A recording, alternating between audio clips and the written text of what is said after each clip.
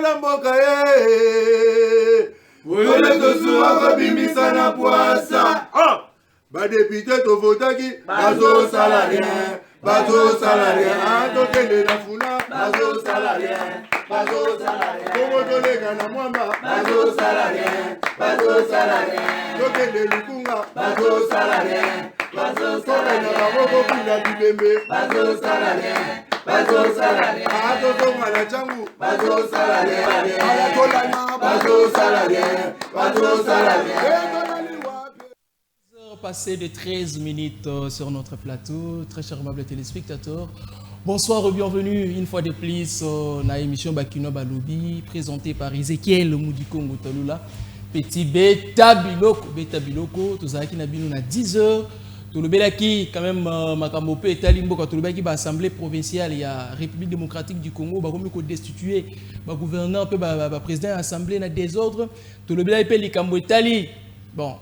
Bien que tout le Belaki a une situation sécuritaire, mais à 16 euros, tout le quand même situation yango, tout le la ville, province, il y a Kinshasa pour tout le Belaki yango te, Kinshasa des actualités. Balobi Daniel Bumba à la mou qui a bandu ko sala mosala kitoko, tout balobi comme okumi ça ba balobi c'est bon, ba balobi non Bumba za médiocre, tout le la paix yango et puis tout le la dialogue, est-ce que dialogue vraiment na phase autozali et qu'on résoudre ba problème to ko traverser la République démocratique du Congo. Est-ce que Martin Fayoulou m'a dit, les commandants du peuple, à ce pelito andimi pour rejoindre Joseph Kabila pour passer la front, passer la sauvons les Congo, pour tango Kabila Bengaki, bateau, to ba opposant mon sous bazalaki contre gestion il y a président Félix Antoine Tshisekedi Tshilombo.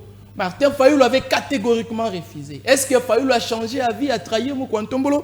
Voilà pe motuna et tunami ba invité na biso ya poko ya lelo tozali na ndeko Antoine Botoko wazali na ngomba politique union sacrée et pas ya kulutu na ngai singi pululu otoko pesa bambote ebele bisika yali motoyo ba lobaki kayibi na ba élection ba kanaki na machine ba sengi ba preuve ngo ba ya na yango te cour constitutionnel à la vaille à longola ya lobi moto asalimbe bate mais a perda siège na yeza à l'Assemblée nationale provinciale Kakaboye. To pesi mbote Antoine Botoko tozana ye tokozala pena ndeko Enoch Lutula wazali analyste politique indépendant. Ye onga laza muta Fayulu muta matata ponyo muta mu kwantombo yaza kunate. Lui il analyse République atikali au centre ya banalise na ye azara ni pour ni contre. Mais à ça la analyse bino nde boko déterminé pour ba mingi bayawa na za analyste indépendant après si te aza mutu opposition te aza mutu union sacrée to koyeba soki aza union sacrée to opposition to vraiment indépendant ndenge tolobi yango. Antoine Botoko, bonjour et bienvenue. Bonjour ndeko Ezekiel, bonjour na ba komano nyoso ba Olanda biso, bonjour na tata mokonzi ekolo onga na benga ka Félix Tshisekedi Fachumu qui grand prêtre. Président Joseph Kabila, président Corneille Nanga, président Moïse Katumbi, président Delis Sanga, président Lumbaya, président ya honorable Ntingi Pulu Servo Pichu, na pesembo de Bisikazali. Est-ce qu'on rappellera pour la nini qui a président Batona? Est-ce que Batona va éviter que Facha soit président là-bas? Il faut rappeler la émission. Je pense que na rappelaka yango ezali pona candidat soko yebika ke Facha soit président na yo sala pe lokote. Soki balobi ke Paul Tosu soit président na yo. Ce qu'on signifie, c'est-à-dire que azali chef na yote, mais oya komona que c'est normal, c'est-à-dire qu'il y a trouvé un normal, mais na rappeler bango te, mais na pesi yene mbote. Merci. Allez, Enoch Lutula, bonjour et bienvenue. Pour la première fois en fait, t'es pas dans la... Oui, Lélo, merci beaucoup. Bonjour Ndeko Ezekiel. Je suis tellement heureux d'être ici parmi vous. Et puis na pesi ba Kongoman union so bazolanda biso mbote. Et donc c'est mon mounene na bandi ke toko partager malamu nayo et puis nandeko azali boso na ngayawa donc mbote na nga makasi. Merci. Allez Antoine, yom to lingi to bana mambo ya ville ya Kinshasa. Merci. Na lingi to ba Kongomane ba Kongomane ba lingi bon yondo lingi na plateau to banda Kinshasa. Pour ça Antoine to banda Kinshasa na suka yo le bité to banda Kinshasa ne bandeli. Yo lingi to banda Kinshasa. C'est bien to banda na Kinshasa Antoine Botoko, gouverneur Daniel Bumba atal sibiso mituka ya sika. Antoine, pour ça, micro non pembeni. Voilà. Gouverneur Daniel Bumba a tel sibiso mituka assainissement. pour la ville à Kinshasa ya sika alobi ba sombi yango meto yebite na société nini alobi ka ba sombi misale ko salema banzele ko salema Antoine lelo quand même une année à Daniel Bumba to koki ko banda ko féliciter pour misale bandi ko salema na Kinshasa toté azande kunayo aza kulutu nayo pe ya commune ya Kinshasa peta biloko. Je pense que Ndeko Ezekiel yozali journaliste. Il fallait que Daniel Bumba abengi sabino ba journaliste. Ala ki sabino ba axe pena ba misala oye hôtel de ville ko sala. Tango lobi makambo ya babisi wana ngana ebike babisi wana ezali comme voilà ba mituka ya assainissement wana na ebike ba mituka wana ezali ba mitukoyo ngobila komanda tango azalaka nanu gouverneur a komanda ba mituka wana même tata mokonzo ekolo alobela yango ke mituka wana ba komanda kango na Turquie. Donc ezali Daniel Bumba ezali ya Daniel Bumba te ezalaki ba mitukoyo ngobila akomandaka ebana ikoya ndamu siko lokole ebana ikoya ndamu et nde lelo moni lelo eye parce que ezali continuité de l'état. Mais ce qui est plus grave est que ndeko Daniel Bumba ensemble na bato bako communiquer pona ye balingi bawanga na balobi te babiswana ezali ya ngobila te ba mituka wana plutôt ezali ya ngobila te ezali ba mituka oyo Daniel Bumba akendaki ko sala nini ko recommander yango soit ko somba yango. Mais pourquoi bokoki kokosa batu na moi boye? Et puis Ndeko Ezekiel Ndeko ngobila azali ancien meilleur gouverneur. Oh, oui. Oya sala makambo ebele oyo bakoki ko effacer jamais histoire na ye ndenge Daniel Bumba zolinga a effacer histoire ya ngobila. Etikali même eloko moko ya muke même Daniel Bumba akene kolongola même photo ya ngobila ndenge batanda ba gouverneur hôtel de ville kuna. Oh, alongola ka photo ya ngobila. C'est parce que balingi ba changer histoire. Ngobila tongela biso ba marché central oya minene. Ngobila tongela biso ba elengesa. Ngobila tongeli biso ba biloko biso tomonike voilà biloko oyo gouverneur akoki kotonga yangoyo. Siko yo yebisa biso yo za mfasi na ngai. Yebisa biso nzela nini o Daniel Bumba azo otonga. Daniel Bumba azali le gouverneur oyo azali mieux protégé. Na ba gouverneur tout o baleka na ville province ya Kinshasa. Mais au moins tango ba député basali nani motion awo. Nana bengisi ba député, c'était la présidence de la République. Donc président de la République ba bengisi babi kende ko retirer motion wana. Lorsque ba province mususu ba député baza ko exercer pouvoir oya bango. Mais tango comme côté Daniel Bumba ba bengisi ba député. C'est-à-dire que le Bumba est mieux protégé que bango bilanyo. So kingo bilazalaka na avantage o lelo Bumba zali na yango. Je pense que tokoki ko loba lisusu ben salubrité na kati ya ville province ya Kinshasa te. Tolinga pena to lobake oui to alini na Turkish soit to alini na Tokyo te Allemagne non capitale Allemagne na Berlin oui Berlin net nga na Tokyo mingi to za na Tokyo il fera de la République démocratique du Congo l'Allemagne d'Afrique. Oui on lobby to nga to za la Berlin kozala Allemagne d'Afrique na kozala Berlin. Je pense que na kozala Tokyo ezali toujours ba propos parce que propos na ngai ezali yangai s'engage que moi. Très bien. Yango na lobi ke tolinge toza net na ba Tokyo. Tonge toza na ba Turquie. C'est parce que ngobila zalaki exposé et lelo to komona groupe ya batu eleki na média pour critiquer Jantini Ngobila lorsque ba bosana ke biso tout to ali na famille politique moko auto ko soutenir tata mokonzo ekolo. Mais bato bazali na ba malsain. Soki okei et pas ya mutubo ya kabelo soki $200 obi kende ko finga Ngobila kende ko sala boye. Ce sont des erreurs au bakoti saka même président de la République na kati ya gestion nae. Donc Ngobila akotika la meilleur gouverneur, akotika la meilleur gouverneur oyo histoire yango moko ekoloba. O Daniel Bumba ko effacer yango te, c'est parce que na ville province ya Kinshasa Daniel Bumba sali le côté. Même na ville province ya Kinshasa ko benga na ba moto na ville. Il fallait que le président de la République ait une décision dans le Conseil des ministres. Qui est interdit de moto et tout mais ma regrette tout président de la République a lobby pour interdire de moto. Si ko ba moto zoko tagak. Parce que balingi président de la République yemoko a kene côté le mana boulevard pour ba ko benga na ba moto. mais si so kingo bila mutazala qui na place wana oui tu n'as interprété en ngene tu interprété en mabe alors c'est pour cela biso to lobi que ngobila zali meilleur Daniel Bumba atika kwa alongola na mutu nae atika komona ngobila lokola adversaire nae ngobila déjà azalaka déjà na bakinois aza meilleur to kokumisa e très bien ngobila zalana bakinois aza meilleur ba Antoine Botoko ba kokumisa e et donc la gestion de l'actuel gouverneur ya Kinshasa Daniel Bumba o komona ngo ndenge ni balobaki ba mikolo leki Bumba ba kola la mwa mingi mikolo photo kola les autres tambola isusu te ala mukina pongi to moni gouvernement central aye misale ko sala maboto ko yebate ba musu balobi musu eza ya gouvernement central musu gouvernement provincial toze ba penza te nani azo sala nini mais la gestion ya ville actuellement ozo mona ngo ndenge ni. Merci beaucoup monsieur Ezekiel pour la parole.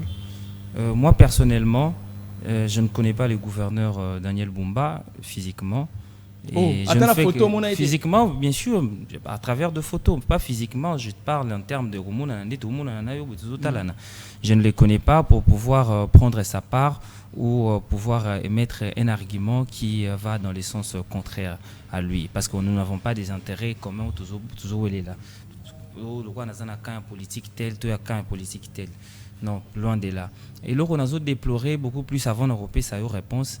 Dans le Congo, on a déploré pour la jeune génération, c'est que tout ça en sorte que tout soit image où ils allaient qui na wenge musique à maison mère. Tout refléter en haut, au niveau politique. C'est-à-dire quoi?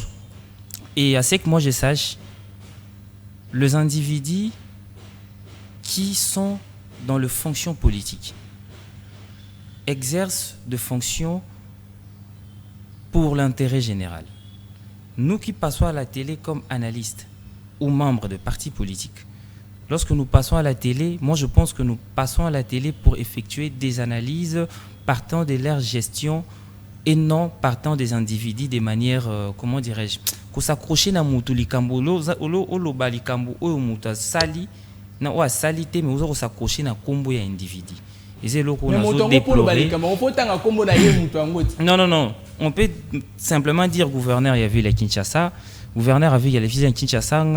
Pour la gestion naïe avancer on a CPLI particulièrement parce que Kinshasa c'est là qui n'a pas défi belé à relever. Paysalit ici ko ba défi zali belé à relever.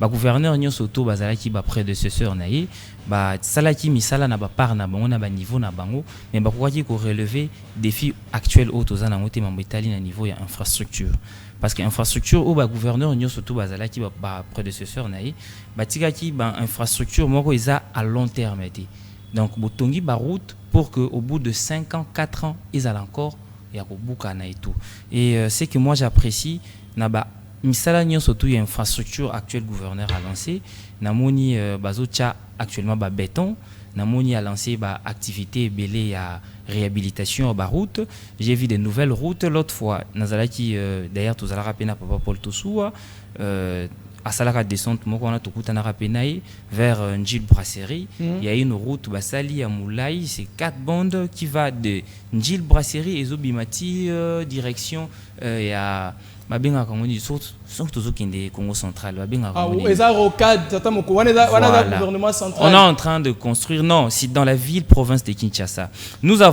écoutez je vais vous faire comprendre ceci nous avons des routes nationales et des routes provinciales route wana eza nationale pourquoi eza provinciale pourquoi eza route eza c'est limité na niveau ya ville province de Kinshasa route ekomaka nationale na niveau o ekati ici province o eketi na province o wana eza ka juste na kati ya territoire na biso ya Kinshasa et eza parmi babiloko nga na CPLI alors quant à sa politique gouvernement central quant à sa politique mambo mondeko nanga oti koloba mambo etali babus et moi je pense que ndenga bandaki la continuité de l'état et sengaka bongo oye moninga salaki yozu au continuer ba même activité wana et kozala mabende ndeko lobby kozwa ba action au prédécesseur na yo salaki yo luka o s'accaparer nango o s'approprier nango au point de vouloir même effacer le nom de celui qui a laissé ses initiatives ou ses activités.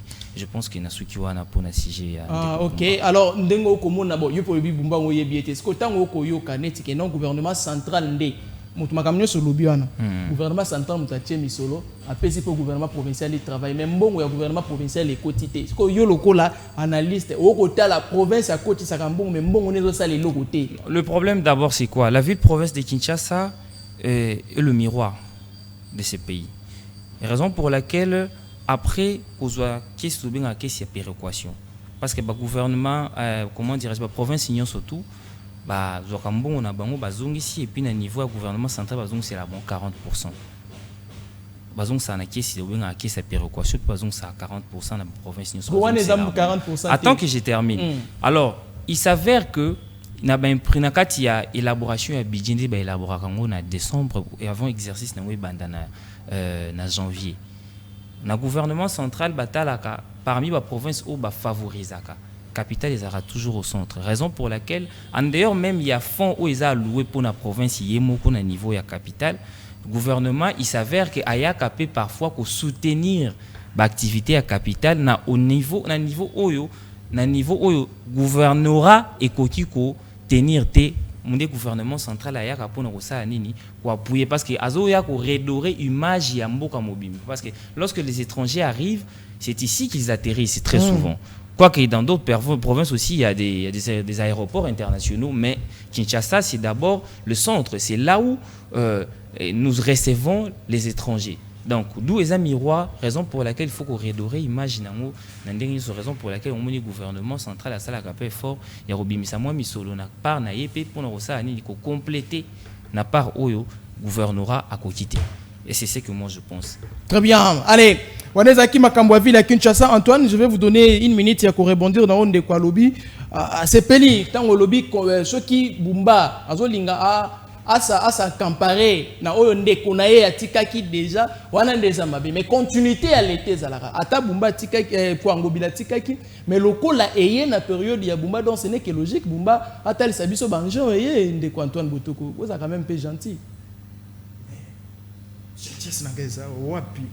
Parce que le bique non bumba zolo bageza yeza yete ngobila mtatiki mais continuité à l'état eza binalobaki ke eza biloko yo ngobila akomandaki yende bumbande mutalingi aboya lobi eza ngobila teza ye alors que biloko déjà ba komandaka yango et na isu kolobaki na ville province ya Kinshasa pour na yokinde konanga lobiawa que gouvernement central baroute wana ezali baroute gouvernement central ko lobeza baroute nationale ko bimeke ba Congo te ezala kandengo wana te. Oui pardon. Ezala kandengo wana te. Expliquez-moi. Yo kana expliquer.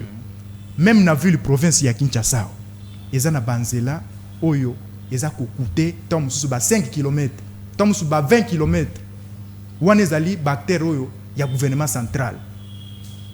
Gouvernement provincial azwaka bactère oyo babengaka yango bactère ya au secours. Vous comprenez? Banzela ou ya mikuse c'est parce que ali pena na mosolo mingi te pona kozwa ko disponibiliser mosolo ya kotonga banzela ya milai. Yango zo mona soko ozu même zela oyo babati kotongezo ke aéroport. Ça c'est le gouvernement central. Kasi yango la rocade. Voilà, ezali gouvernement central ezali nani bumbate. Ezali gouvernement central. Et ici dans notre province, tomonaki ministre national Doudou Famba alobi ba débloquer autant de millions pour na kotonga banzela oyo ezali na ville province ya Kinshasa. Mais tout le monde qui communiqué, il y a le gouvernement provincial pour contredire que ce n'est pas seulement le gouvernement national mais rolo bapesa ki Daniel Bumba zali pour na ka koti a suivi na banzela au gouvernement central azosala. Donc Daniel Bumba na hôtel de ville atikali ko misata erronte oye koki kotonga banzela oye concerné ye. Ce qui aussi même wangata oyo ezalaka gouvernement provincial mais ngobila sa financaka yango. Ayekaka kwa acheminer oyo ngobila sa nini atikaki. Donc pour vous dire que Daniel Bumba azali na eloko moko te oyo atikali kosala wa soki ba béton oza koloba ba béton wana ezali mbongo ministre national ya biso ke na débloquer yango na débloquer montant pona koyeba kotonga ville province ya Kinshasa. Donc soki lelo Daniel Bumba za na posa to effacer kombo ya ngobila, je pense que ba kongomani ba yebi ke ngobila aleki Daniel Bumba soki azwa ki soutien oyo Bumba zali na yango metant mususu province échanger ki langi na. Très bien, allez, Gelor Kwata qui nous suit depuis quelque part, Gelor tu peux sur Mbote Libota Mobimba. Toza Elongo na yo Gelor Kwata. Salutations à toi, merci. Dengo Kolanabiso Antoine, situation sécuritaire. Est-ce que ça solo qui est phare de Sénat Wazalendo ba komi ko botula. Ba zone eza sous occupation. Eza solo. To eza là ba lokuté à réseau, en tout cas ba bandi ko botula te. Sikoyo. Soki biso to lobby eza ya solo te. Mais bato mususu ba pesa biso ba source information. Soit to ya Monique asalaka na ka ya M23 azana ba information à la source.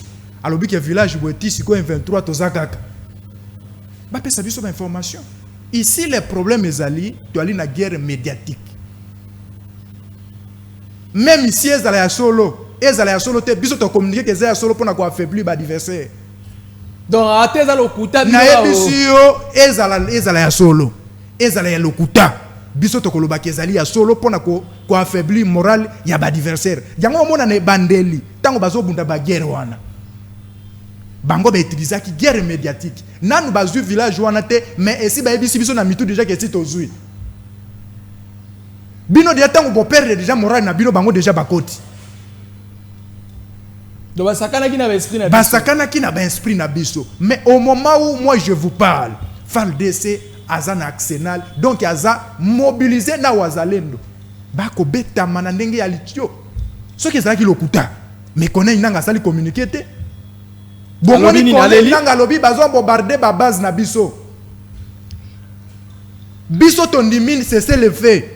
Comment est-ce que le gouvernement a commis comme bombarder ba base na biso lorsque déjà biso déjà to activé déjà voit déjà il y a cessé le fait. C'est pour vous dire que FARDC azali eloko ya makasi. FARDC azo frappé makasi c'est parce que to détecteur qui bateau bazala qui ba traître. O banay ko affaiblir armée na biso batokola ba chi wewe. Vous détecter bango. Détecter bango. Et le FARDC a comme qu'on soit puissance avec le soutien à chef de l'État. Alobi non. Biso jamais tokoki kondima tozala humilié à cause d'un petit pays comme Rwanda. Lelo partout tambola. Connaît nanga ne yazaboy. Ah kolela mutu na sema kolikolo. Ah bon? Oui. Ah kolela mutu na sema kolikolo bifo toke ne kaka na dialogue soit toke na cesser les faits c'est parce que on réussi à maîtriser puissance oya FARDC oya komata na yango te. Ndeko Ezekiel, il faut to linga mboka na biso, il faut to soutenir armée na biso. Balobi na mboka na bino même si papa na yo azali faible, okokende te kozwa papa ya munuya mususu présenter que papa na nga yeyo. Oko présenter toujours papa na yo, balobi libela maman. Ateza na cancer soka melisi mona ko boya te. Atezo bimisa tofina. Mona komela parce que ayebi ke azana libele mususu te ezaka oya mama nda komela.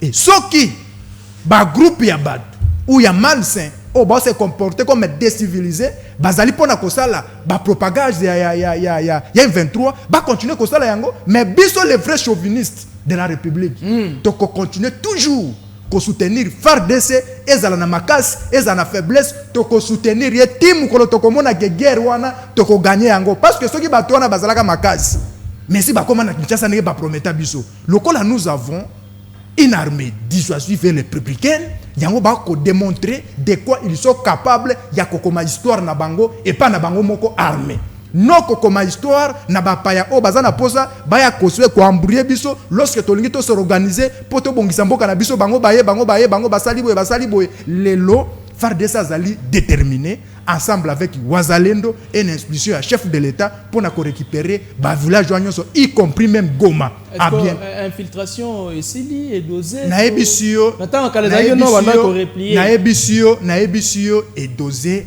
moi muke mais ezali. Ezali c'est parce que ezali na batu mususu. Oyo bazali ya mitema mabe. Oyo balika ba mona kaka mboko ezala ka genou. Oyo bazana posaka biso tolela ka mikolo nyonso bazali. Parce que tu as deux catégories, il y a Bakongomani. Tu as une catégorie à Bakongolo balingi Congo, na ba catégorie à Bakongolo ya Bakongolo balingi Bakongolais. O balingi Congo, yango mona bazana posa ba recherche na biso plutôt. mais o balingi ba congolais nde bato bazana posa ya bolingo ya mboka ke mboka na biso ezala bomoko mboka na biso ezala ini mboka na biso ezala jamais imbattable comme ils bengaka RDC eloko ya makasi et c'est ça tout ça commettre Kabila lingi Congo to lingi ba Congo Kabila lingi Congo Kabila lingi ba congolais te parce que muto ya lingi congolais akoki ko boma congolais te akoki ko boma ndeko na te ce que omoni muto akeki ko boma ndeko na c'est parce que atondité c'est parce que azana posa ya cause moko boye muto wana azapo na ba congolais te l'ancien président Mutalobi sauvons le Congo linga ba congolais te ndeko sauvons le Congo na obenga mouvement eza mouvement ba bato ba pédophile mouvement ya sauvons le Congo ezali mouvement ya ba pédophile ezali mouvement ya sauvons le Congo te est-ce que ebi ke sauvons le Congo ezalaki parmi ba structure et comme ça continue koka yo ebi angote sauvons le Congo ezali mouvement oyo batu ba étranger bato M23 bali na 4 tango bango basalaki AFC tango bango basalaki M23 est-ce que bayebaki teke sauvons le Congo bakosala yango pourquoi ndeko Kabila bengaka M23 alobi M23 bazali aspiration ya ba Congomani Congolais nini andimaka M23 est-ce que biso si totelemi tolobi M23 kende kosala nini et pourquoi Kabila telemaki alobi M23 ezali aspiration ba Congomani après na suka ko lobana biso on a créé sauvons le Congo ça c'est pour blaguer avec les Congolais ici dans ce pays même ici Kabila alambi njombona musaka na ngai wala bilo na linga changer pardon na changer maluba mutu akoya te alami musaka na nzombo na ngai na fufu ya moto ya masangu na maya malili mupanzi na pilipili ya ntondola seka yoli yango makasi linga ba kongomani bakoya kolia yango te po balobi mwambo eza lokola mikate ya mwambe bibi na poche ndoki oko banga ndenge ni olia yango mais Kabila zali poison très bien Kabila ta signé accord na Jésus-Christ na bato tout basita na Bible pona ko kabola mboka na biso akosi et c'est pour cela moni lelo akomi koloba inspiration ya ba Congomani sauvons le Congo pour embrouiller les gens mais objectif na ezalaki a dédouaner Rwanda bimake mutazo soutenir M23 ezala lokola mouvement ya ba Congolais mouvement congolais nani nde Kabila ne mutayaki ko dédouaner bango bisiko biso ba Congomani to bikaka Rwanda ne mutazo mubisa biso Kabila ko suka Merci Antoine Botoko. Enoch, la situation sécuritaire na partie est ya mboka na biso. Oyoki Antoine Botoko abeti biloko est-ce que eza sous temps. Oui, oui, allez-y. Molimbi si pour na qui na kati question na yo. En fait, on comprend. On a un peu vite fait pour pouvoir parler et puis on comprend déjà question na yo. Oui, allez-y. Dès le début de ma première intervention, je vous avais dit ceci. Ils a pas si pour na génération na biso to créer ba sankara na niveau ya politique au lieu de créer ba jeune pensante ba jeune au bazo réfléchir na les makambo eza sur de fait. Moi je suis tellement déçu pour un régime na biso en place d'une part pourquoi simplement parce que de l'autre côté le même régime baza en plein processus il y a P na bato to bengi M23 Toebi à Doha, Toebi à Washington, et vous le savez comme moi. Pendant que vous avez le même processus, il y a le kimia, parce que le peuple a besoin pour l'instant. Il y a d'abord cessation, il y a un meurtre, il y a un salama, il y a un maman, un viol, il y a surtout stoppé pour un laps de temps. Mais, quand moi, il y a que le même régime, où il y a na loboko ya droite processus ya pena même batouana mais bino moko boke lisusu koto boke ko continuer ba offensif na kampi kaka ya même batouana bozo sala na bango pe et puis boke plus loin encore ndeko na biso Joseph Kabila aujourd'hui a condamné à mort to yebi yango biso nyonso tout ba un certain moment ba pekisa écoute kotanga kombo na ye ba longola ki na liste ya ancien président et loko isalami kaka na histoire à Congo na monde mobimba et Kabila wana bobengi aza rwandais yindi mtaza derrière groupe ya AFC y compris M23 yindi mtaza chef na bango leader numéro 1 secondé par Nanga et les autres même Kabila wana bozuye bo condamné à mort bozui Nanga bo condamné à mort Alors dites-moi, celui Kabila est chef réellement, il y a AFC na M23. C'est que Bisso en réalité, le régime de Kinshasa ne veut pas réellement qu'il y ait une négociation entre le M23 et Kinshasa. Simplement par le fait que Bouzou prétendu chef, il y a des mouvements où basa l'alliance Lelo, Bouzou a condamné Bango à mort. Vous condamnez Corneille Nanga, vous condamnez Kabila à mort. Après avoir condamné Bango, de l'autre côté, vous continuez le processus à paix, vous êtes à Washington, vous êtes à Doha, et puis maintenant, dans un moment où vous avez signé nouvellement un document pour que vous cessez les faits pour un moment donné, directement vous continuez l'offensive militaire. Mais on peut violer tout en cesser les faits. Non, écoutez. Oui, au lobby bien. Nous sommes considérés comme étant des groupes insurrectionnels, c'est-à-dire groupes rebelles. Nous sommes déjà considérés comme étant rebelles, ils ont un moment où nous sommes respectés. Parce que les groupes rebelles ont résisté contre un pouvoir assis comme le nôtre, parce que les rebelles ont supposé que l'armée est faible, parce que tous en armée est offensive. Ils sont plus défensives et non offensives. Parce que tous ont se défendre jusqu'ici. Tous ont se défendre. Le territoire, tous ont récupéré. C'est-à-dire que tous ont se défendre. Mais tous ont un pouvoir militaire offensif. Tous ont un pouvoir militaire défensif. Jusqu'ici. Alors, moi je pense que ce que tous ont réellement dans le processus, il y a paix. Tous ont besoin de paix dans le Katiamboka. Dans le Bakango et puis dans le continent de Lobango. Paix à Congo, n'est pas congolais. Raison pour laquelle na sepela qui n'est pas de quoi l'obaki, à l'obaki groupe rebelle bazo ça la biso paix, comment dirais-je, guerre na niveau il y a médias, la guerre communicationnelle. Alors qu'en réalité, lorsque vous analysez, nous avons plusieurs formes de guerre. Et la guerre la plus dangereuse, c'est la guerre culturelle. Guerre culturelle. Pourquoi c'est la guerre culturelle? Parce que la culture est la matrice de l'inspiration d'un peuple.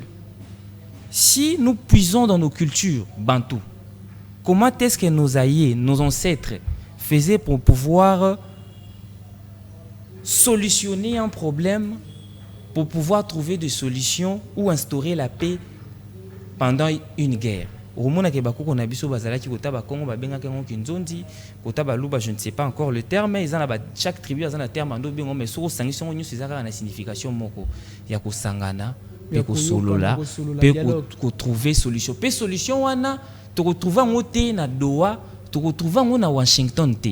Solution wana, il faut ezala na Congo. Raison pour laquelle na ipsaki encore na dessus na régime en place, le président Tshisekedi, c'est lui qui devrait prendre l'initiative de réunir l'opposition, tant militaire que politique. Mais l'opposition militaire, écoutez, oui, non, ils ont reconnu, c'est vous qui le dites, mais il y a des Congolais qui sont dans cette opposition militaire. Il y a des Congolais, non, Congolais n'abisso Outi Nakata Congo. Quoi qu'il y a encore le mélange avec le Rwandais, mais Congolais peut bazana Katia, l'Isanga wana ya rebelle wana. Alors moi je pense que ça aurait revenu à la charge du président de la République de pouvoir initier des dialogues. C'est-à-dire, c'est au président de la République de regrouper l'opposition politique tant que l'opposition militaire, de les regrouper autour d'une table et de trouver des solutions ensemble. Et ça, le dialogue, c'est toujours sur la awa, mais kuna na baluki na sali na ngai loko mususu dialogue moko sincère. Wana bokomona to retrouver ba solution. Mais à la grande surprise, Kabila pour pouvoir prouver à la face du monde qu'il y a Aza na soutien tant il y a opposition militaire qu'il y a opposition politique directement a anticipé à Salinini. Auto bengi souvent le Congo, auto moni ba opposant et belé ba figurer déjà nakati ya table wana. Ce n'est pas pour, non, je ne suis pas pour. Vous êtes contre. Je ne suis pas pour. Je ne suis pas non plus contre. Mais sauf que l'initiative de Kabila est une belle initiative dans la mesure où c'est les chefs de l'État qui devraient prendre cette initiative afin de pouvoir mettre les Congolais autour d'une table et de trouver des solutions ensemble. Et de trouver un moyen de co-gestionner. Le président de la République l'avait dit que dialogue, oui, mais l'initiative, c'est-à-dire... Dialogue, mais pourquoi ça c'est en train de s'attarder encore? Le président de la République devrait être la première personne, depuis 2 ans passés ou 3 ans passés, 2 ans déjà, il devrait être la première personne à initier cet dialogue.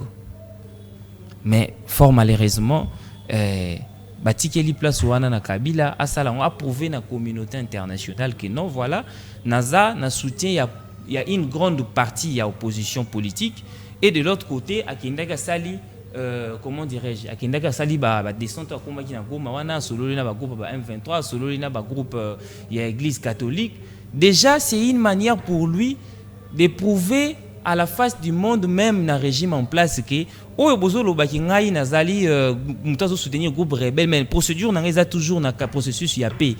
Il y a dialogue, il y a trouver une solution ensemble entre les Congolais. Alors que c'est le président de la République qui devrait prendre cette initiative. Kabila essaye de se laver. Mais bien sûr, moi je suis analyste politique. Naza, Nathan, mon côté, côté là. Notre président de la République, Félix-Antoine Tshisekedi Tshilombo, ou Joseph Kabila Kabange, qui fit notre ancien président, qui a beaucoup aussi œuvré pour ce processus de paix dans les années 2001 et 2006. Maintenant, vite fait, que pensez-vous de cet ancien président de la République qui peut déranger dans le mandat, dans la période par le même mouvement M23? Et Botama Koutunatan, au Kabila qui président de la République, il y a un ancien régime que Kabila a bengana M23 en 2013. Mais aujourd'hui, le même ancien président où est là M23 a changé malobalobi que non M23 est ça aspiration ya ba Congolais. Oui, voilà. Est-ce communauté que contradiction ezali pour le régime en place, attends, mon conseil, le Félix Tshisekedi a raison que AFC M23 c'est Joseph Kabila. Na c'est encore une question. Il faut tous à la sens aiguisé à comprendre phrase au Moutalobi. Vous savez, Kabila a l'un des rares présidents Yamboka où a na ba parole énigmatique. Alors ça, le discours mobimba quand il ce que vous comprenez alors qu'en réalité compréhension dans les amususu. Lorsqu'il dit que le M23 est une aspiration du peuple, c'est quoi une aspiration du peuple? C'est-à-dire quoi? Le peuple s'attend selon lui, ce qu'il attend, selon ma compréhension au moins. C'est-à-dire que lui il pense que le peuple attend aussi qu'il y ait un mouvement susceptible de faire face au régime en place, parce que le peuple a jugé bon que le régime en place n'est plus à mesure de pouvoir diriger le pays. C'est dans ce sens-là, c'est dans ce sens-là que le président Kabila a dit que le M23 est une aspiration du peuple. Alors, lorsque vous dites que le même Kabila qui avait combattu le M23 est aujourd'hui maintenant en train de soutenir, ou soit de dire que le M23 est une aspiration du peuple. Vous savez, dans la politique, comme on l'a dit, la politique est dynamique. Martin Fayoulou, qui était jadis contre Félix, à un moment donné, ce qui revient à dire que pour pouvoir trouver des solutions, nous avons une différence entre un politique et un homme d'État. Différence entre politicien et un homme d'État. Voilà. Un homme d'État, c'est celui qui agit, réfléchit en fonction des intérêts de son État. C'est-à-dire, quand je parle de l'État, je vois les territoires. Je vois le peuple, je vois les institutions de la République. Et je vois l'image que nous devons vendre à l'extérieur du pays. Vous voyez, c'est dans ce sens-là. Alors moi, je pense qu'un homme d'État, c'est celui-là qui doit être par moments flexible afin de pouvoir trouver des solutions susceptibles de préserver la paix et la sécurité. Mais un politique. Par contre, un politicien, c'est celui-là qui agit en fonction de ses propres intérêts. Maintenant, le président Félix, c'est un homme d'État ou un politicien? Bon, le dire de manière, comment dirais-je, définitive comme ça, et ce serait trop imprudent pour moi.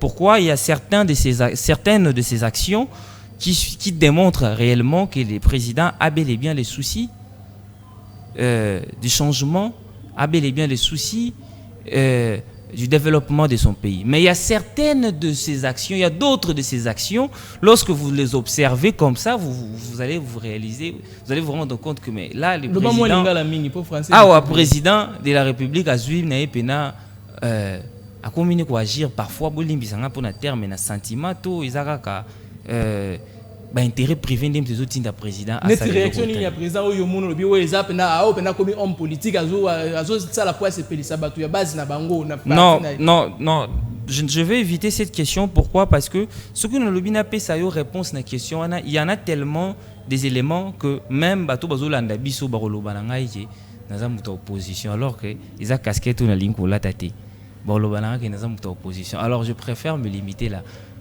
Donc oza opposition ozo banga ba opposition. Non nazo banga te naza na opposition te naza na majorité. Kasi yango te yo banda ko analyser so bi que non so na beta barolo banazo opposer otiki.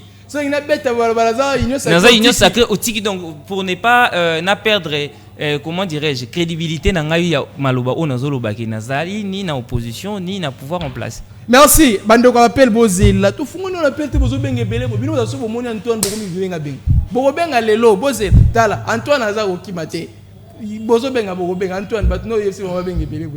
Très bien, allez Antoine Botoko nazana yo oko rebondir maloba ndeko Enoch alobi. Mais à l'objet du Kamomoko ya dialogue, nous avons bandangona été na bandangona yo comme ça yé. À côté s'appelle du Kamomoko dialogue. Si maintenant on te cobette ma sola dialogue, tu coluka okendara malembe na suka mais tu koya appel la bandeko si ma appel, tu kozonga pour te conclure émission. Allez Antoine Botoko dialogue. Tata mokonza lobaki yango Enoch pa uti ko épingler yango wa lobi dialogue esengela ki tata mokonzi ya ekolo a initié a sangisa opposition nyonso. Comme ça, baluka ndenge nini bakosolola kamwa kinzonzi oyo balobi oui et ça le maïda na bamboka. Ce qui est kosimbaté entre des groupements, des chefferies, des villages, des localités, au moins ba chef bakuta na bon yo yaka ngape na ye to vanda ezani ali oka bato amboko bayena bambonda bayena babiloko na bango ba baye bo vandi boyokani ko banda lelo bitumbesi esili bitumbesi. Donc c'est-à-dire que le président Félix na président ancien président Joseph Kabila Kabangi ba vandi autour ya table ba bengi ba opposant mususu ba sololi ensemble situation tozomona na este wana ekosila solution ekobima. Antoine Botoko yoza pardon que président Félix avant d'ana les condamner à mort ba solola pour kimiezo ngana parti este ya mboka na biso. Ndeko Ezekiel, je pense que Hermoko il faut bazoa temps. Ce qui a été moto 6 classe, basali ma formation moko boye ya kotangisa ata bato eloko babengi patriotisme. Eloko bato babengi patriotisme. Parce que dans certains états, oyo bato bazo réfléchir loko la bato. Ce qui obomi baimbo kawana, je pense que okozala na ticket omona mutu baleka na TV ba bibo kende ko discuter na régime wana, c'est parce que azoboma bato. C'est seulement au Congo na bato ya maele bato baloba français mingi. Il faut na mboka na biso. Donc ba rebelle bazoboma faut okuta ba réflexion boy, il faut kana Congo. Okuta pe ba intellectuel boy, il faut kana Congo. C'est-à-dire que na pesa ka réseau la bato mona mona kana TikTok balobaka. Soko za na posa ya makamu nyonso ya kana Congo kokuta na sorta bato nyonso. Parce que tant on a eu qu'une konanga zo kasoni pona olobake avant que ne kosala adhésion na officiellement na sauver le Congo. Ah mais oui, tu as opposé à tika omoni papa na yo ataza na eloko te. Il faut qu'on accepter. Pas ça tata na yo. Pas ça tata na yo. Na yo ki ba makamoko ba propos moko wa grave. Ko défendre même temps au Kabila lobake M23 azali aspiration ya ba Congolais, ya l'obité à comprendre la physiologie à Kabila. C'est pas Kabila bané ko lobandeng wana, c'est parce que régime o est en place akokaki kopesa ba Congomani te loko ya za ko senga. Ndeko. Na ki ozolo ba français mo kitoko. Ce que zappé à classe, c'est bon, ce que zappé en ndako, c'est bon kaka. Nyoso ya français. Toponaki ke muta ko banda ko leka président de la République na mboka na biso, il faut aller par la voie ya élection. Topona kiteke ce qui peuple azo se pela na lisusu te, il faut ozwa masasi okene na kosa rébellion pour oya ko changer ba régime ezali en place. Si Kabila monaki ke peuple azo sengae, Kabila alingaka za l'opposant, alingaka mobiliser population, na pona ko mobiliser population, alingaka peut-être tout le monde que Kabila vrai azana posa ya changement ya pouvoir mais l'effet ya kokende koboma bandeko na yo l'effet ya kosima manduki okende koboma bandeko na yo après na simo ya kolobake toyali na posa ya démocratie tozali na posa tovanda na dialogue ça c'est Tshisekedi koboma ba congolais na kozala na kanda ya Tshisekedi ezeuti wapi bato onyoso ya bomi bato onyoso ye akabila bomi lelo soka afani na Tshisekedi bato wana na kofuta famille na bango qui va payer yo muto kwa sima ngona kabila ososala ndengona parce que baboma na ndeko na ote a ovando lati costume oleki na télévision lobité kabila lokola bakameza na ni Tshisekedi abenga bango po ba négocier parce que bato ba kufa na este po nanu babomi yo pété soki lelo baboma ki mama na yo ba viola ki mama na misu na yo pe na présence na yo je pense pas que oyi kobota courage oleki na télévision lati costume na cravate oya kolobake bozo bato na bo négocier na bango surtout na souci oyo bato bakufela ba mama na ba papa ozo nanu okufela na mte soki okufela ki je pense que nous avons mutema mususu maintenant nous okufela te ndeko na yesu koyoka lisusu awo babilo ko munangi kutu ko répondre yango te mais tikaka na répondre oh ndenge zawana il faut kaka dialogue tobota kimia dialogue na banani c'est-à-dire le dialogue na opposition armée ndeko Ezekiel omoni na mboka na biso na komi ko sepa ba congolais mingi c'est parce que maïle na bango ekomi kokola congolais c'est sous muto susu ya kokosa kate ndeko za boti bana na ndako mwana moko grand voleur ayibaka kaka baninga na mususu bazotala après koyiba olobi aka to solola soki ba onyoso tu balandi leçon nini yoko servir bango leçon nini yoko servir bango sikoyo bato bavani na Congo ba fayulu banani bavani na Congo basimi mandoki te so bamo na lobi obengi kabila mutoti ko boma batu na bango nyoso esika moko tu penses à quoi ozo servir leçon nini et na mitu ya banu nyoso tu obiso tozozela ke lobby peut-être ba koma ba président ba yebi ke na mboka na biso soki oke kosima minduki yone mutokozwa mokonzi yonde mutu bakobengisa na table donc pas ya papa soki olingo yoka na papa il faut iba il faut boma batu il faut tira bango ba poison ba kufa nde papa akoyoka ozo semeni na bitu ya ba Congomani je pense que il faut la membre ya sauver le Congo pour oya ko défendre babiloko wana si le dialogue pour nous proposer en côté. Mais ce qui dialogue, il faut dialogue na bateau basima mando kité. Donc yo lingi dialogue ça mana. Ce qui va causer la dialogue na ba fayulu na banani na bateau basima mando kité. Na bateau basima mando kité. Ce qui muto ya sima mando kelobi boye ko vandisa ye na bateau mbuma ya mabe polisa toujours mbuma ya malamu. Yango mona même fayulu tanga kei et pas ya mbuma ya mabe akeko se sentir alobi ana kobeba alongwe mbuma ya ngweza kina eza kabila donc fayulu keleke pas kabila mona ko tanga kei alobi to sala route ensemble akanisa lié kabila za pona intérêt ya mboka a se sentir alobi te kabila za li pona intérêt ya mboka te fayulu a se sentir akité ya alobi te mouvement oyo bazozo wabiso ezali mouvement oyo ekoki ko salir même ngai même le soko zubo zinyo surtout ya Congo babengi kabila grand prêtre yaka na dialogue yo bomaka batu yaka Tshisekedi wana bosolola nde akoganye liwa akufa te alors ndenge ba fayulu ndenge ba vandi wana bake na dialogue te kabila aleki bango na nini c'est parce que kabila bomi batu oya bomi batu te ndenge fayulu azosenga dialogue wana ketoke na dialogue il faut ba accepter dialogue oya kabila oya sauver le Congo oya ba makila ya batu bayoka oya fayulu te.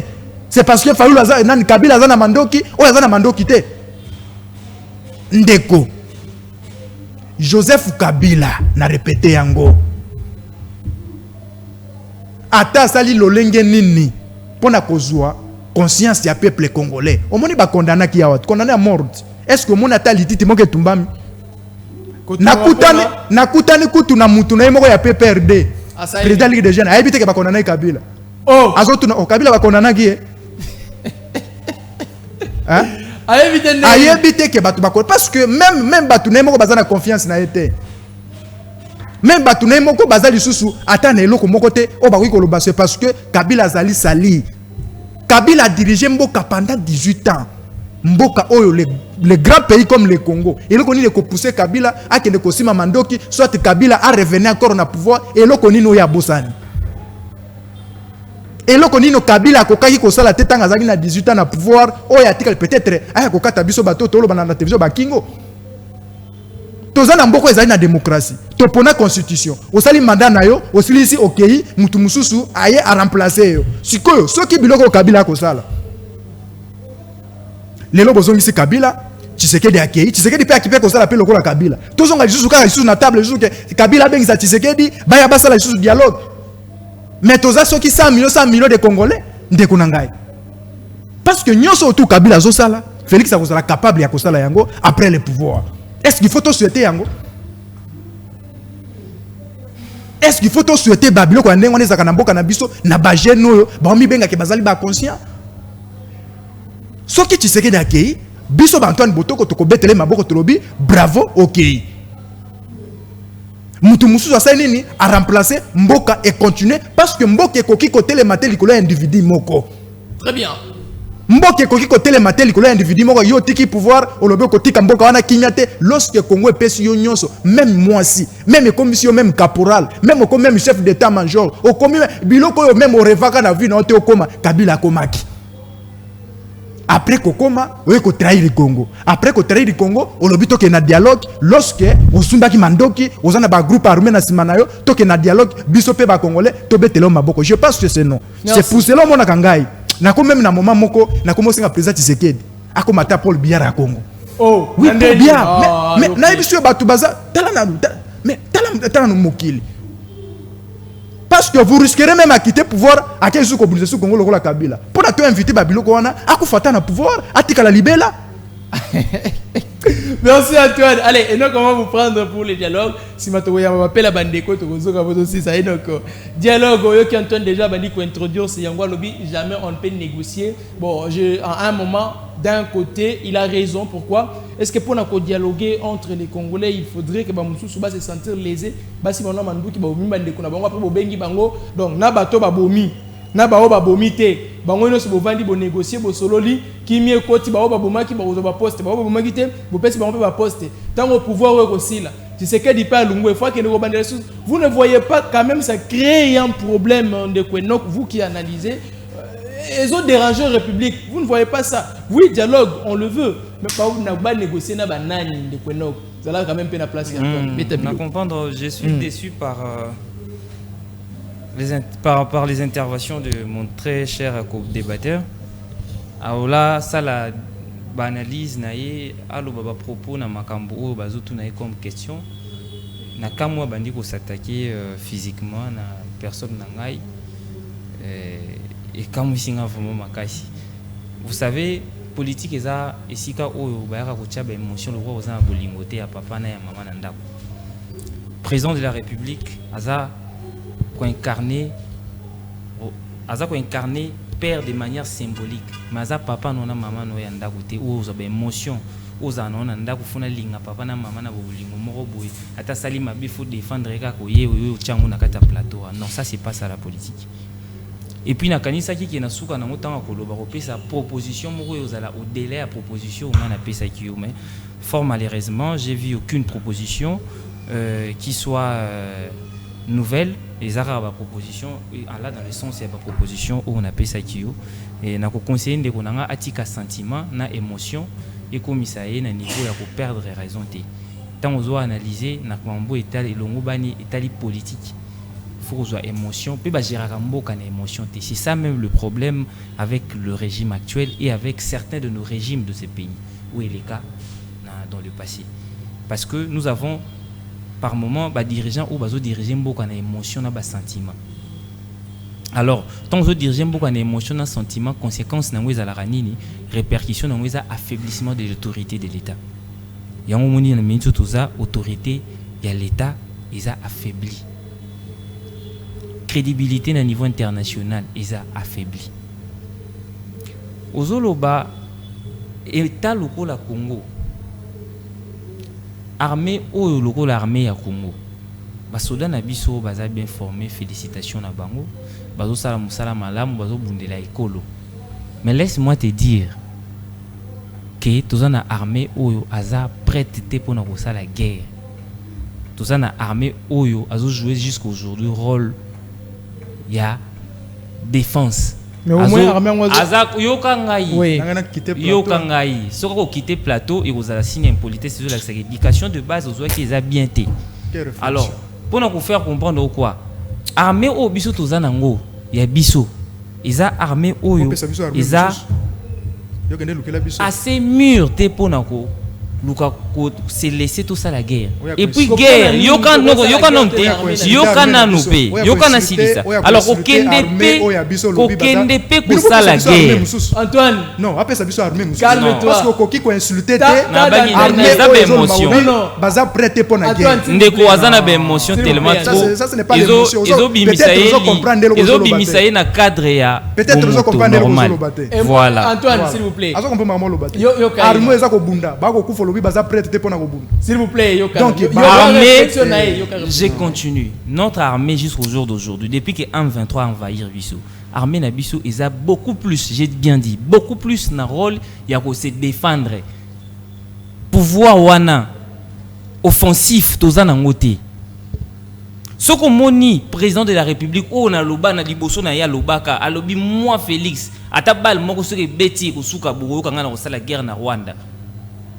Ou alobaka kaka le même président Félix alobaka moins d'escarmouches ya ko attaquer lelo asuki alobaka ko vanda na ba panthéon wana te parce que andaki ko loba na ba sentiment le rwanda ko ngaza o liboso.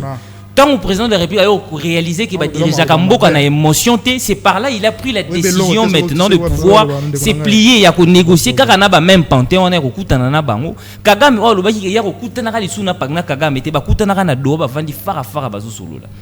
Vous voyez, na Washington a solo la ka na même panthéon on a ba M23.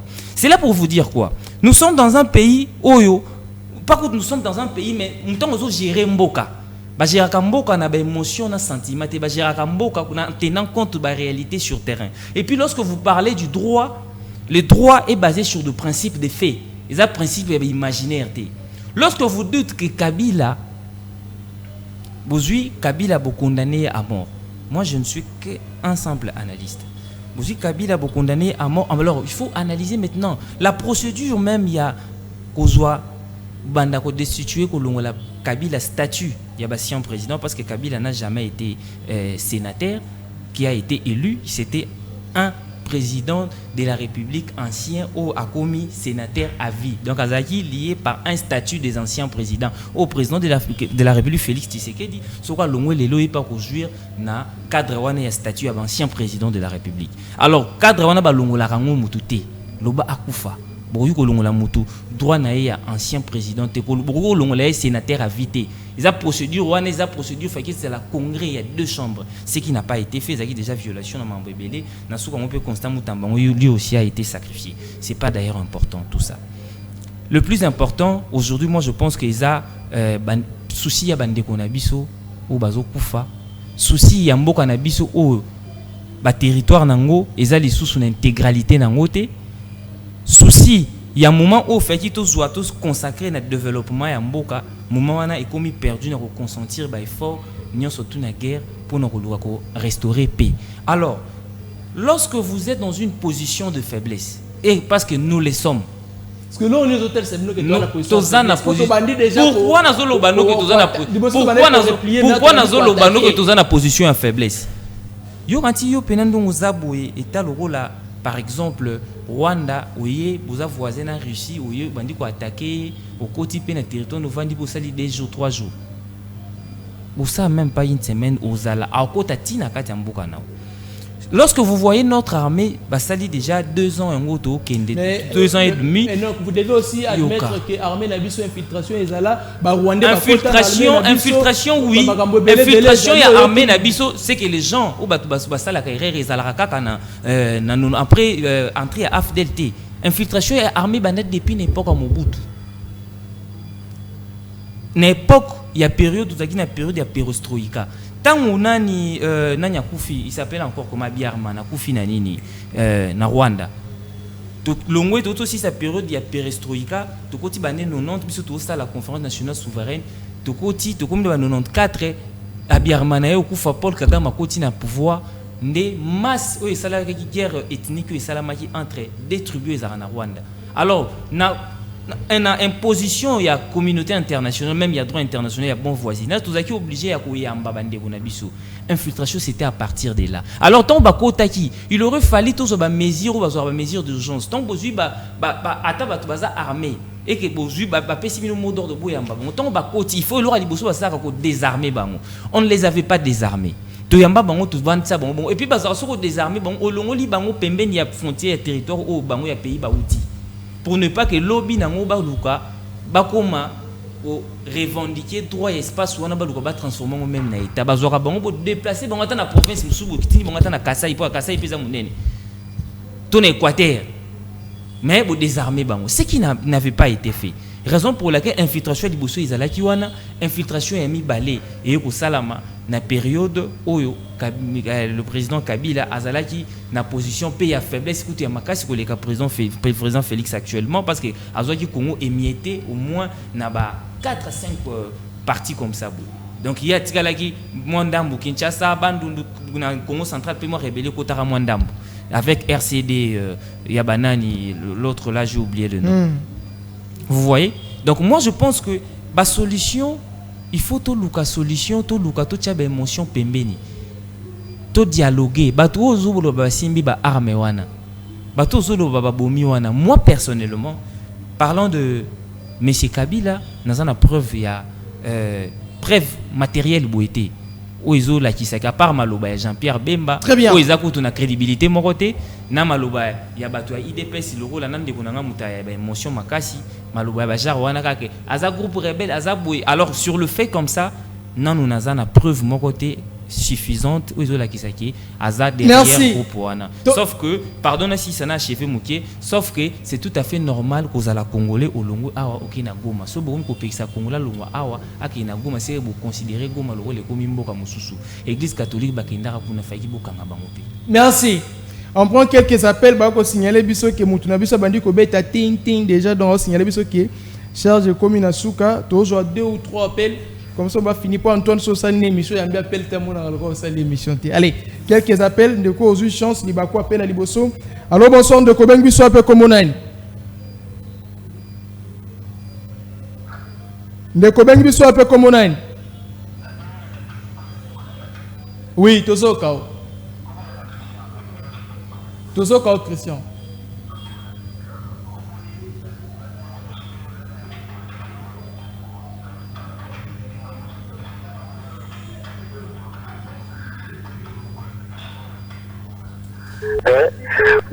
on a prévenu le Kabila Kabila. Donc tout va dire que Kabila a adversaire mené tout à déranger bango yango wana bazo faire effort ko kanga Kabila ko condamner mo ko déstabiliser totalement. Démocratie na mboko ya la bongo te. Faut batika parti wana et fonctionner comme il va partir présent. Merci Deko. Merci. Merci. Alors, la démocratie, vous voyez quand elle fonctionner beaucoup banga Kabila nin. Kabila prévenu vous apparemment yazan malobamo koneno. Allô bonjour de Kobeng biso ape komonai. Bonjour papa. Oui, Obeng wa ape komonai. Oui, ça bengi bino. Ah, on a pompage ndeko. Tozo kao depuis pompage ndeko. Ok, nous avons parlé de quoi nous avons défendre le président Kabila. À la victime, il y a le Camboulo côté. C'est pour ça nous avons défendre. Vraiment, nous avons pas nous à continuer à défendre.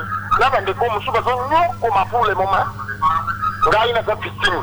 Mais nous avons continuer à défendre. Et c'est ça la partie à donc de quoi la tiveste a pêché au passe na mutema. Continuer toujours. Merci. Merci. Alors il faut défendre Kabila pour jouer pas sur bango bazoate yango ko défendre bongo nzamba pambolo ndongo défendre Kabila wana. Merci pour na merci. Allez, on prend appel Moussoussou comme ça on va. Ndeko bonsoir Obeng biso ape comme on a. Volume à TV de quoi Kita, s'il vous plaît.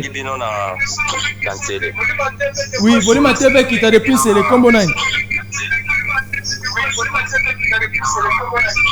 Combo Nangai Gila. Toujours quand on découvre. Na sepeli nanga kika kana pesa bango ba courage lolenge basale mission kitoko ko soit nezalité. En tout cas félicitations la émission isalami lelo. Na sepeli na bango mibale. Soki ezalaka bongo to sepela kana kotala ka bango air nyonso. Merci. Merci Ndeko. Merci beaucoup papa. OK, émission lelo on apparemment mutuna muta garder bandi na ça c'est bien. Bonsoir Ndeko bengi biso pe comme on est.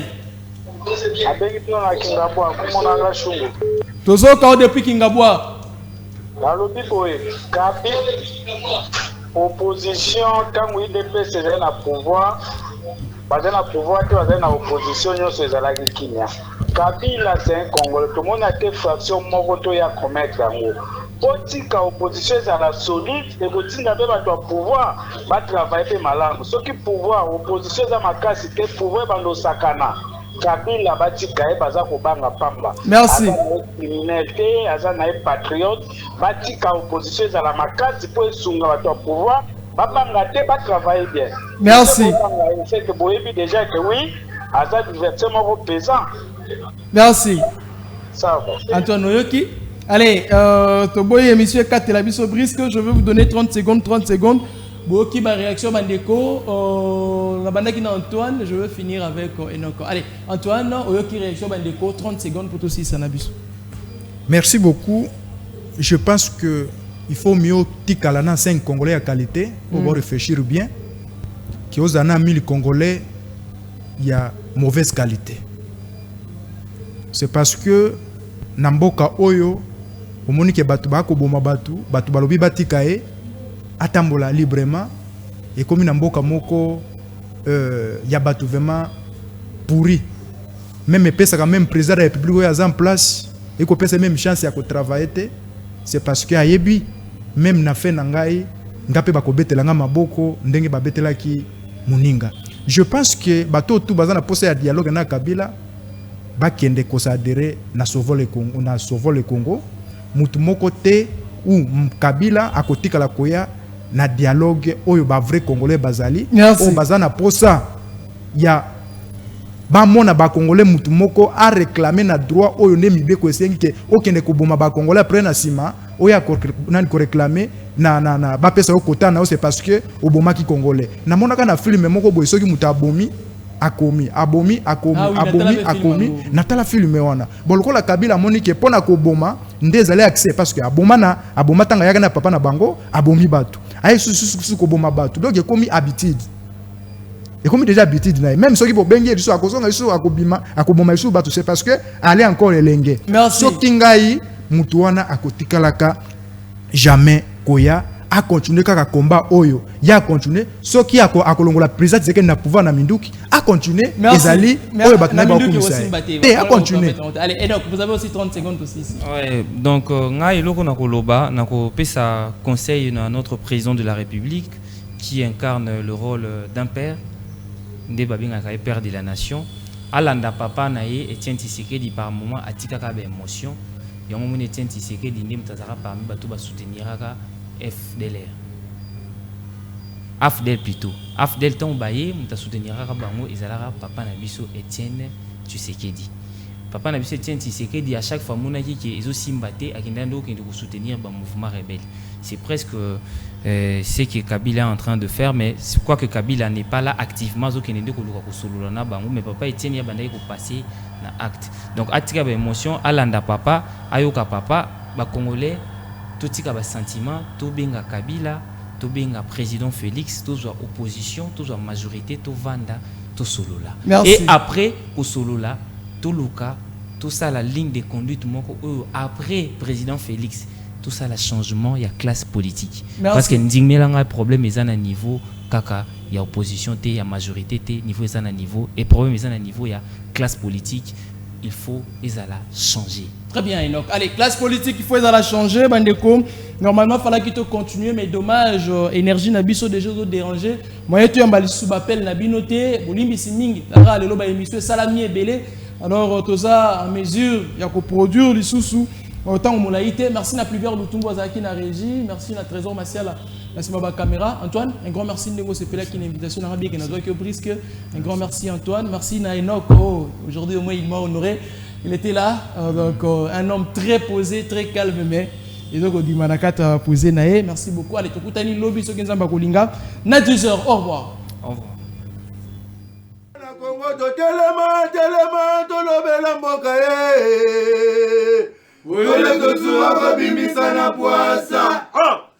Député to votaki bazo salarien tokende na funa bazo salarien Bongo tolega na mwamba bazo salarien